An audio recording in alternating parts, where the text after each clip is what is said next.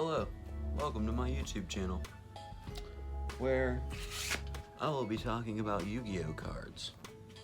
What kind of Yu-Gi-Oh cards? Only the best of Yu-Gi-Oh cards, okay? Okay. I'm glad that we're at an understanding with each other. Thank you.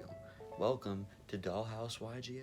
So, a little introduction about myself. My name's Austin. I've been playing Yu-Gi-Oh for my entire life, competitively since I was about 14, 21 now, so that makes 7 years.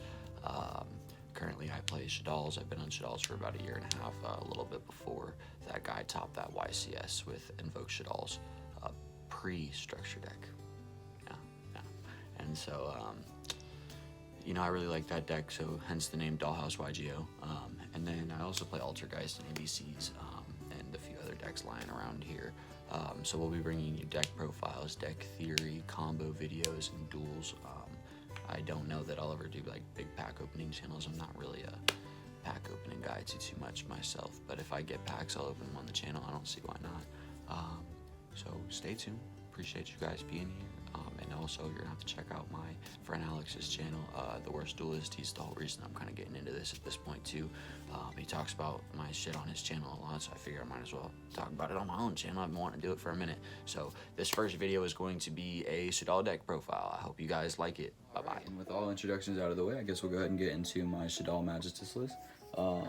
So we'll start off with the main deck. The old Shaddolls first. Triple Squamata. This is any Shaddoll card. Triple Hedgehog turns into Squamata, or any other Shaddoll card in your hand. Monster, I should say. And then the rest of your utilities, 1 Beast, 1 Hound, and 1 Dragon alongside 1 Falco. I like the Hound over the Chaos because that monster effect, Rest Shaddoll type, the quick flip with that thing on Fusion Summon is really strong. Plus, it's an interruption on your opponent's turn. It's another form of interaction through your Shaddoll monsters, which you don't have many of. So that's another card that I've considered playing 2 of, just for that very specific reason, alongside Dragon, because Dragon's really good this format with all the back row decks. But obviously, we only play the 1s right now because I wanted to keep the deck at 40. We might go up to 50 soon. Then for the new Shaddolls, you could play the Wendy and the Ariel, access to any Shaddoll, and then this is your best extender / disruption piece. Being able to banish 3 cards from your opponent's graveyard is so detrimental. It shuts so many decks down entirely, as well as being able to summon 1 back from the banish is super strong alongside all of the new support.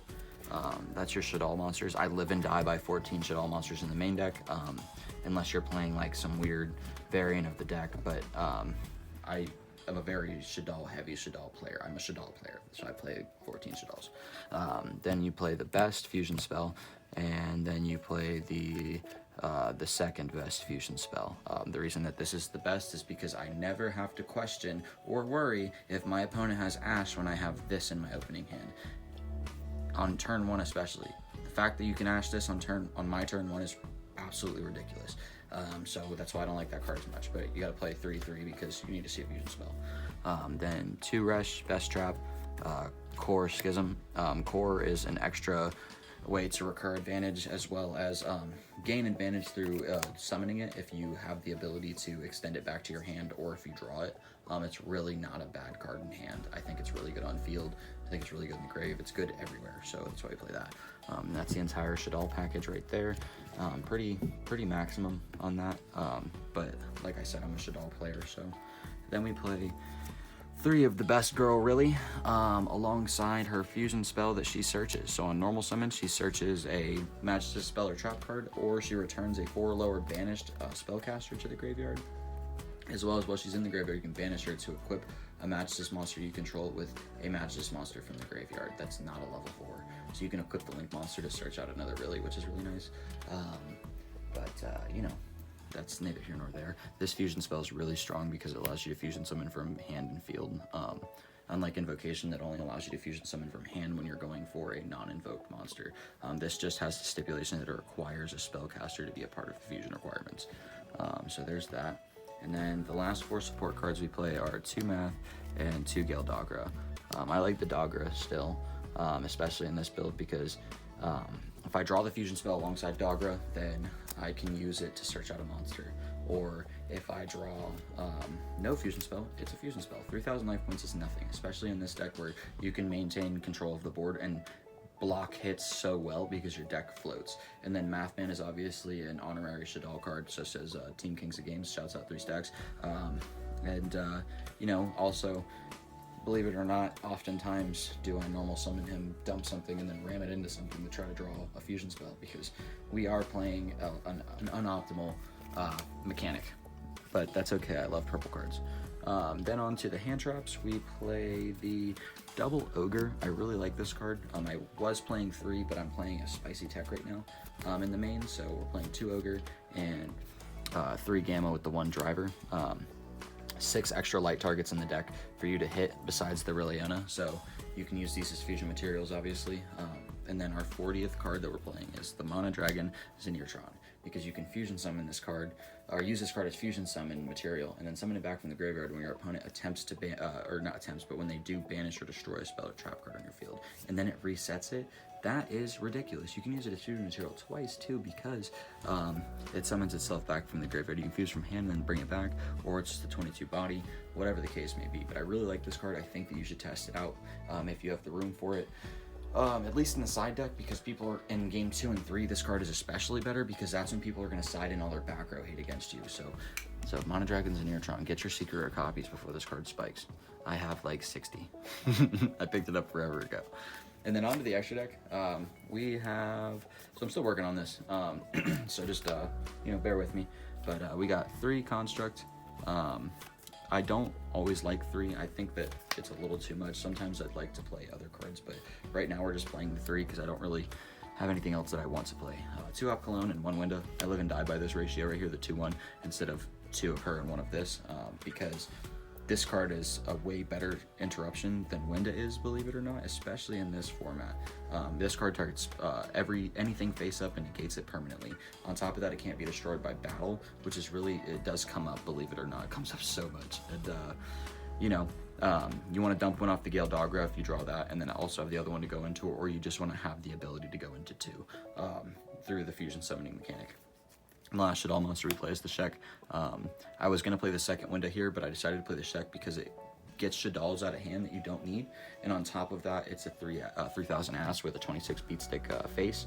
So I'll take that all day. It's a good card, all in all. Also, it outs Megaclops, as my buddy Alex says, which I don't find that to be too important, but whatever. That Drytron deck also plays a lot of Earth guys too, so that's nice. Then the Iwas, this is a Snatch Steal. Or like it's like a walking crackdown with 2000 attack, and also it gives whatever it takes 1000 attack, which is super nice. But negate whatever it's equipped to, and then take control of it if it's an opponent's monster. Give it 1000 attack. Can't complain about that.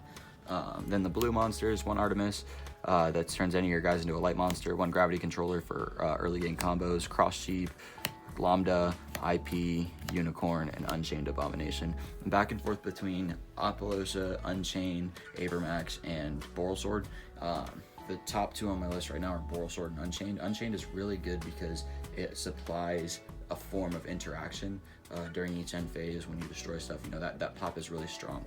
But Boral Sword allows me to kill my opponent immediately.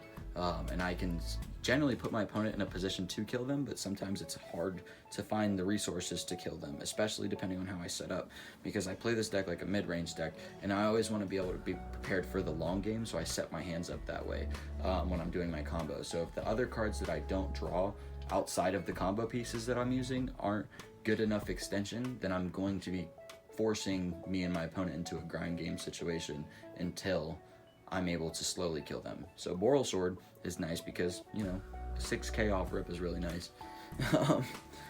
Yeah, so that's the deck. I like Lambda because if you draw a combo plus Gamma, you can extend a little further, make a Lambda, and if they don't have Nibiru, then you have an extra negate on your opponent's turn, and if they do have Nibiru, then you got to make a bigger board while negating their Nibiru, which is nice, and you can use those pieces to link summon some more and do extra stuff once you do get through a Nibiru, which is nice. But yeah, that's the deck. I appreciate you guys coming to the channel. I hope you guys enjoyed it. Be sure to check out The Worst Duelist. That's my buddy Alex. I will make sure to link his channel down in the description, and stay tuned for more. Yeah, thanks for coming. Bye-bye.